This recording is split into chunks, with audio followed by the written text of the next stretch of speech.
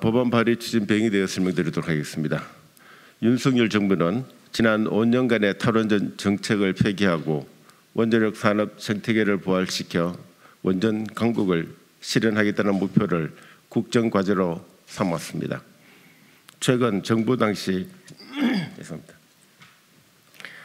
박근혜 정부 당시 2013년부터 2015년까지 21개월간의 공론화를 거쳐 2016년 7월 고준위 방사성 폐기물 관리 기본계획이 수립되었고, 당시에도 고준위 방사성 폐기물 관리 시설 부지 확보를 위한 관련 법안이 발의되었음에도 불구하고 지난 문재인 정부는 사용 후 핵연료 관리 정책을 원점에서 재검토한다는 명분으로 2020년 사용 후 핵연료 관리 정책 재검토위원회를 운영하며 5년여를 허비한 바 있습니다. 문재인 정부의 탈원전 정책은 원자력 생태계를 망가뜨리는 것은 물론 고준위 방사성 폐기물에 대한 국가의 책임을 물고 국민에게 원전 공포를 선동하고 미래를 책임지려 하지 않았습니다. 특히 원전 내 임시 저장 중인 사용 후 핵연료가 조만간 포화가 예상되는 상황에서 최근 사용 후 핵연료 공론화 및 재검토에도 불구하고 여전히 큰 진전은 없는 상황입니다. 윤석열 정부는 더 이상 국가적 과제를 후대에 미룰 수 없다는 사명감으로 법조화를 통하여 사용 후 핵연료 문제를 국가가 책임지고 지역 주민들의 수용성을 강화하면서 안전하게 해결하여 국민의 신뢰를 높일 것입니다. 또한 우크라이나 사태를 감안하여 변화하는 국제 정세에도 흔들리지 않는 에너지 안보를 확립하고 에너지 산업 창출에 있어서 원자력이 혁신 성장의 디딤돌이 될 수 있도록 최선을 다할 것입니다.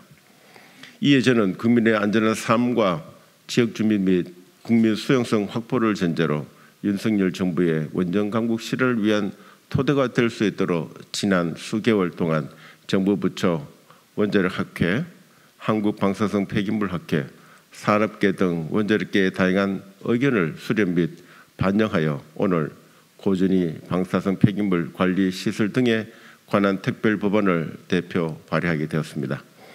본 법안은 과거 여러 의원님 및 사용 후 핵연료 관리 담당 부처인 산업부가 발의한 여러 특별 법안에서 공통적으로 강조한 고준위 방사성 폐기물 관리 시설 부지 확보 및 유치 지역 지원에 관한 사항 등을 포함하면서 국가가 사용 후 핵연료를 책임지고 안전하게 관리하기 위한 체계가 확립될 수 있도록 하였으며, 그 과정에서 지역 주민 및 관련 전문가들이 제기한 우려 사항들이 해소될 수 있도록 최대한 의견 수렴을 거쳐 법안이 완성되었음을 다시 한번 강조하고자 합니다.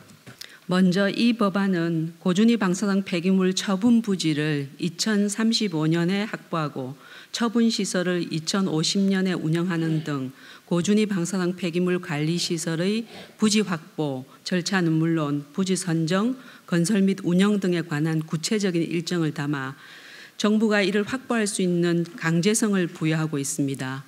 이를 통해 원전 지역 주민들이 우려하는 원전 부지 내의 임시 저장 시설이 영구 처분장화되는 것을 방지할 수 있게 하였습니다. 특히 중간 저장 시설을 2043년부터 운영하도록 하여 늦어도 2043년 이전에는 원전 내 임시 저장 중인 사용 후 핵연료를 중간 저장 시설로 이동할 수 있도록 하였습니다. 또한 이 법안은 미래 세대가 필요한 시점에 최선의 사용 후 핵연료 관리 옵션을 정할 수 있도록 다양한 기술 옵션을 지속적으로 개발하고 이를 고준위 방사성 폐기물 관리 정책에 반영할 수 있는 절차를 담았습니다.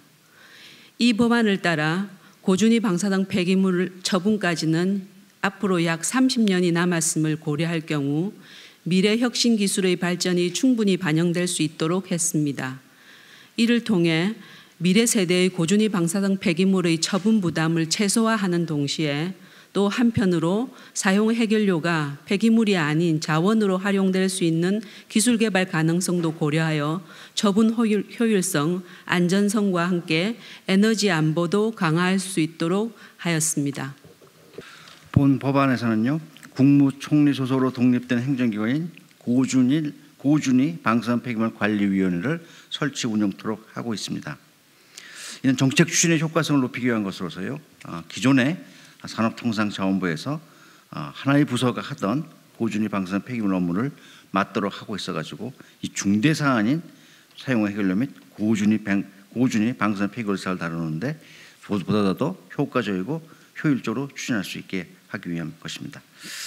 독립된 행정기관을 두고 이를 정책함으로써 정책 추진의 독립성과 책임성이 부여돼 가지고 원자력의 가장 큰 현안인 고준위 방사선 폐기물 문제가 잘 해결될 수 있을 것으로 봅니다.